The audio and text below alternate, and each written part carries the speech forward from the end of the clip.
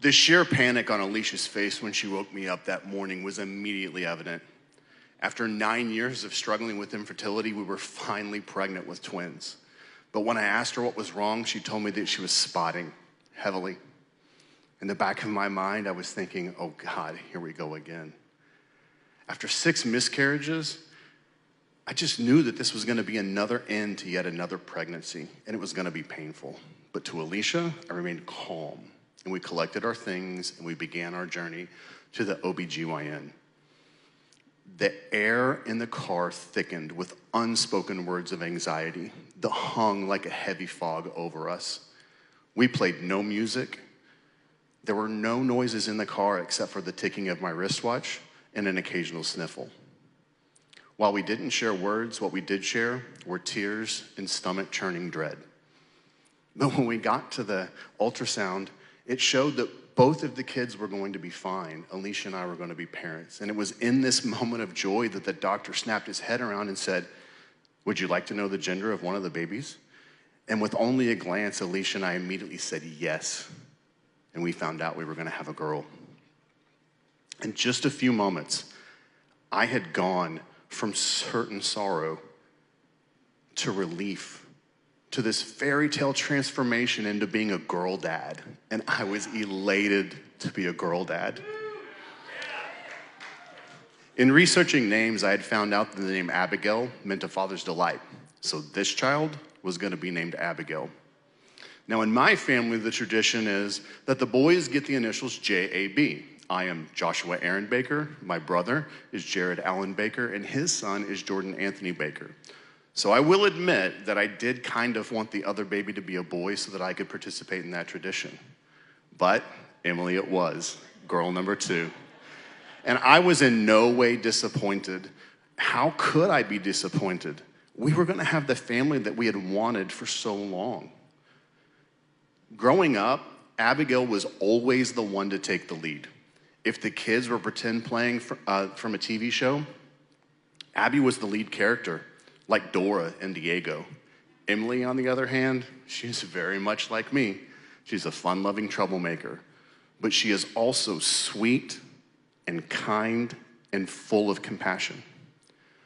When the twins were 11 years old, Abigail spoke up one night at dinner and said that she didn't feel like she was a girl and thought that she might be gay or bi, but just not straight. Alicia and I accepted this news, but this was very contrary to the way that we were raised. I, like many Oklahomans, were raised in an evangelical household. And at church, we learned what was right and what was wrong and what was very wrong. In my adulthood, I've cast most of those beliefs aside, but at that night, at that dinner, I made a mistake. Knowing that my child had a tendency to fall down all sorts of rabbit holes, I looked at her and I said, "Abigail, you know, you're only 11. You don't have to have all of this figured out just yet." In my mind, I was just telling my child to continue to be a child and not feel the pressure to have every nuance of your life figured out right now. But to Abby, what I had said was, you need to ignore those feelings. I still have a very hard time forgiving myself for this. But as Maya Angelou says, once you know better, do better. While seeking to know better, I listened to a podcast and I heard the father of a transitioning child. And what I learned was this: as parents, it is not our job to help our children fulfill our dreams for their life. Rather, it's our job to help them become the best versions of themselves. Know better, do better. I also came to realize that my complete understanding of the LGBTQIA community is not a prerequisite to love, safety, and acceptance. I do know, thank you. I do know that gender and sexual identity things they're totally different things. I get it. But I don't have to know every single flag, all of the color schemes, and all of the terms to treat people with just dignity and basic human kindness.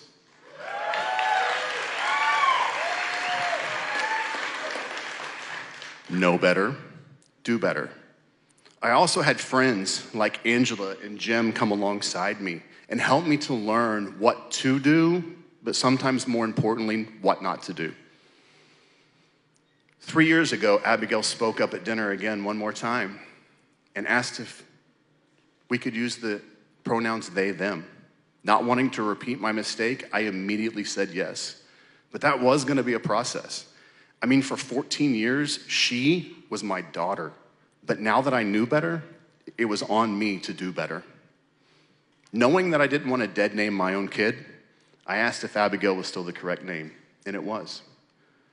Raising a trans child that's bisexual in this state is no easy task.